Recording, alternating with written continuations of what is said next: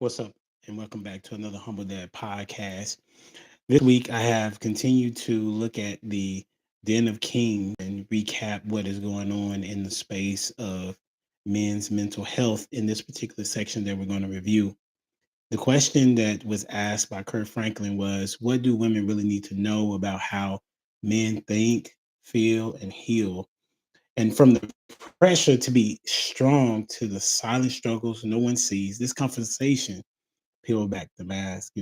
So, ladies, gentlemen, I would like the ladies to listen closely, and fellas, you might just hear your story and being told. So, let's dive into what every woman needs to know about her men's mental health. And on this particular vantage point, I want to do the recap here. So, take a listen. To say to all of y'all that I really do respect and appreciate this moment to have with you. And I want to know from all of you, what can we say to the women watching? They may have a man in their life that may be dealing with these issues. How do they help their kings get to a place and a journey of being whole and healthy? We just need someone to listen. I think that would be the most important thing. Like, That's so good. Sometimes we need people to just listen to what we have to say. Like, just women are security. They want to feel secure. So we have to be able to provide them with enough security to the point where they're willing to understand and listen. We just got to be of service. It goes both ways. And we got to know when to dribble the ball and also when to pass it. So, I feel like this whole conversation, man, was dope. You know what I mean? Wow. I feel like then nobody hold back, and there's gonna be a lot of moments to where, people may say, I don't agree with this or I agree with that, but at the end of the day, we're doing God's work by talking about it. You know what I mean? And that's all that matters. And, I appreciate you, brother, for using your platform to bring me upon, what I'm saying, and sit at this table with great people. You know what I mean? So, and thank you for trusting me. Yeah, man. Thank you. Now, this is a good part that I think people kind of take for granted, and that is that listening to a man's heart, listening to him explain to you what is going on with him mentally will really catapult your relationship to a place that you probably didn't know that it could go to. So that's a really good way to start out as it relates to the listening aspect. And if you go back and watch, you'll see and hear the things that men battle with. And so as men battle with this mental health situation, then the question becomes, as the woman being in that space, listening to what he has to say, and then later on, do not bring that up to throw that in his face, because if you throw it in his face, then you've lost all trust that man is willing to give you here on out. So let's take a listen to what the other gentleman said. Thank you. I was just going to say to the women part, and I can only speak to my wife, she never weaponized my vulnerability. And I think that I'm not even a tough street dude or anything like that, but I also never wanted to appear weak in front of my wife. Yeah. And that's what my, military brat, it's all orders and, sharp corners and stuff. Like, my dad did not cry. He didn't, what I'm saying? He never seemed weak to me ever. He cried one time, but it was his dad passed away. But the point is, I never saw that. So when my wife was like, I remember when I first opened up, I'm just giving you a little piece to see if you gonna in 2 weeks be like, yeah, remember when you was crying? You know what I'm saying? That's exactly what men do. We give you a little bit to see how you handle the response that I just gave you. Yeah, crazy. Yeah, but I think that happens. In a lot of relationships. It does happen to some men. Yeah, and then you will never ever get the version of him that you could have got.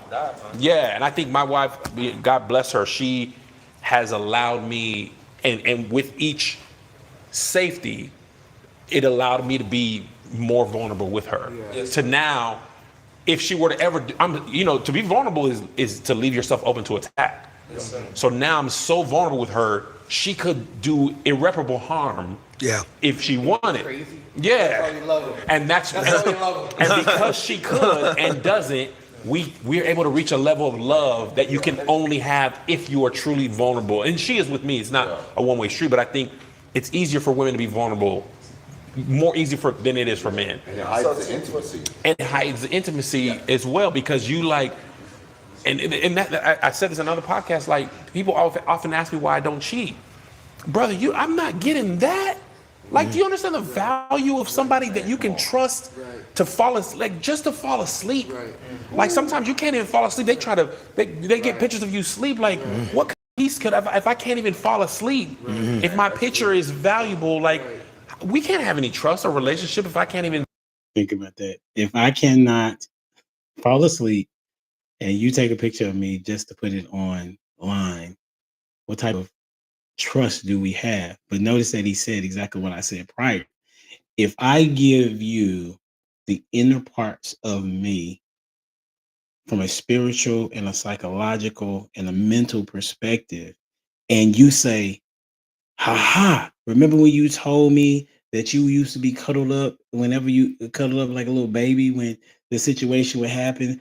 I knew you was a weak dude. You know what I'm saying? Like that type of stuff will get you in the no player zone, meaning that you have crossed the boundary that I'm not willing for you to even have the opportunity to cross again, unless that guy is willing to be, kind of transparent with you and forgive you, and you have to rebuild that trust again, because for men, the part that is the weakest for us is you knowing our weakness.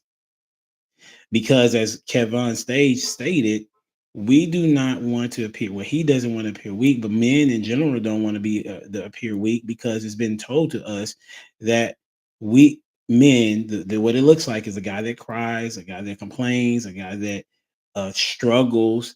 He is supposed to be this undeniable, unfazed resolve at all times. Like he doesn't supposed to have any particular flaws. They're looking for Superman, but even Superman had kryptonite. So what I'm saying is that once the guy gives you information, treat it as gold. And when you do, you will have something that most women won't be able to get. And as he said, the women use whatever it is to their advantage when they're losing an argument, or they're wanting to win an argument, or they feel some type of way in that moment. They'll use what you said against you. Not all women. Women will do that. That does happen, and that's the fear that he's referring to. Let's see who's next. And by the way, Ray J has left by this point. Trust you that That's beautiful. I can't fall asleep. She was with me like every day, highs, lows. I remember I didn't even know what vulnerability meant. She was like, I want you to be able to share your fears with me.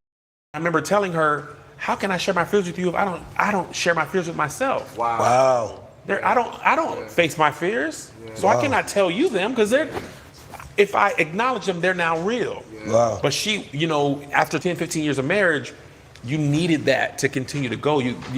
Surface stuff, that's not going to get you 21 years of marriage. Yeah. You can't be on the surface for 20 years. Yeah. Eventually, you want more or there's nothing left. Yes. So I think to answer you in a shorter way is not weaponizing vulnerability allows your man, your husband or boyfriend to be more vulnerable, and therefore you can come back that way.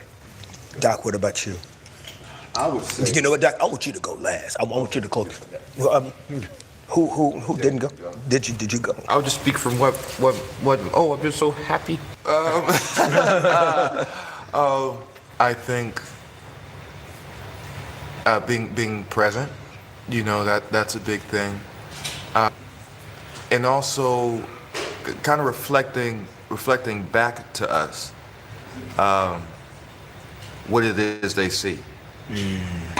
Because she can tell me I'm tired before I know I'm tired. And she can see that I'm uneasy before I know I'm uneasy, you know, and the way I'm just gonna speak about my relationship, my marriage, the way she can coach me through. Wow. And I've given her that vulnerability, right? I'm a highly coachable husband. You know what I mean? You know, I go, tell me what it is. Okay, that's the play. I got it. You know, sometimes I get to run it my way and do it by the book, you know, and I go, okay, cool. You know, and yeah, she's my helpmate, you know, and I'm her helpmate, you know, and we talk about holding somebody down, you know what I mean? Like, it doesn't look like, you know, holding his hand walking through the courtroom. That's part of it. But the other part is, which is phenomenal, by the way, for her to be a woman that is willing to rise with her man. I wonder what that conversation was like when he introduced himself to her, or vice versa, because she knew she had to know the situation because it was so public about him being involved with this other woman and this court case going on, and she still stood by his side publicly. That is impressive and incredible. And he saw that as loyalty, and that loyalty bonded him to see this woman is someone that I'm willing to listen to, because why? I see she has my best interest at heart. And if you're not a woman that can see your man's and see the best of him and want to see him be at his best, and you cannot see how you can function in being that helpmate for him to be better, then you are in the wrong relationship. And I would challenge you to either get yourself right mentally to say, I see the best in him, and I'm going to help him get to where he needs to be, whether that's through coaching, whether that's through sending him something, whether that is introducing him to someone, whether that's praying for him, being his peace, being a listening ear. Whatever the play calls for, you are that utility tool, if you will. That's my thoughts. you got to get up. You know what I mean? You know, she clearly understands the mission.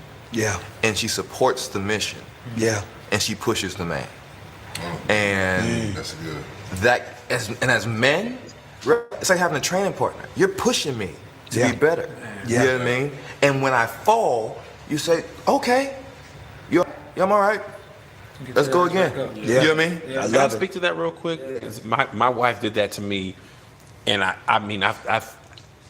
I'll tell you what it was. It's the dopest shit. It's the best. Like the best. It unlocked a new level of love for her. I was talking about my next tour, and I'm like, yo, I'm gonna do these church jokes that I've done because I'd done well. And I'm like, I can run these old jokes. I'm talking about from when I was like 18, 20. And I'm like, yeah, we do the churches again. Listen, it's gonna be blah, blah, blah. It'll be great. And she looked me dead in my face and was like, you're better than that. Yeah. She was like, you can go into the lab and dig deeper and work harder and be better than that. And she was like, you do this. You're taking the easy way out. That's right.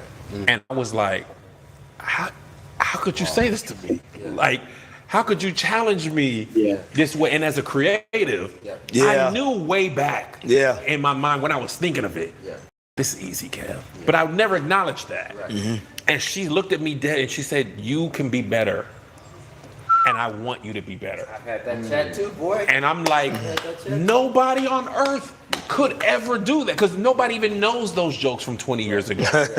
And nobody else would care. If you work, They see the man you are going to be. Right. They speak to that. And they speak to Melissa. She was speaking to that. She's speaking to, and like, what a blessing. Have somebody see your best self and speak when you are too afraid.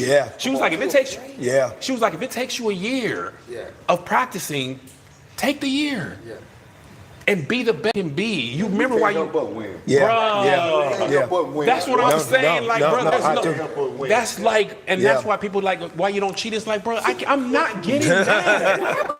Why would I waste that? Like, you know how valuable that to see the best in you for. And then how crazy is it for somebody to ask why you don't cheat? It seems like you should not cheat. Like, what do you mean? However, I understand, I could understand the premise of not cheating because the reason. I guess the flip side, he would say that if somebody, one of the reasons why men cheat is that they're not getting something that is helping them move forward to becoming their better self. However, it makes more sense to just leave if you're not getting the best part of what it is that you need from that woman. And so, altogether, what I'm communicating through watching this video, I was like, man, this is some good stuff right here. Now, what is needed from this time forward is for I'm asking women to take a listen and review this video to see if you are being this type of person. Are you being this type of woman for your man? And I also want men to listen to this, but also see if their woman is doing this for them. And if she is, congratulate her on that, celebrate with her on that. And if she's not, then I challenge you to send this to her and let her know this is what I would aspire for you to have for me. And if it's a part that I'm missing, to be able to get that with you, please allow me to know that, because that's a part of what kings do, men of God do. We are supposed to be individuals that are able to adapt to adapt to what's going on in our circumstance.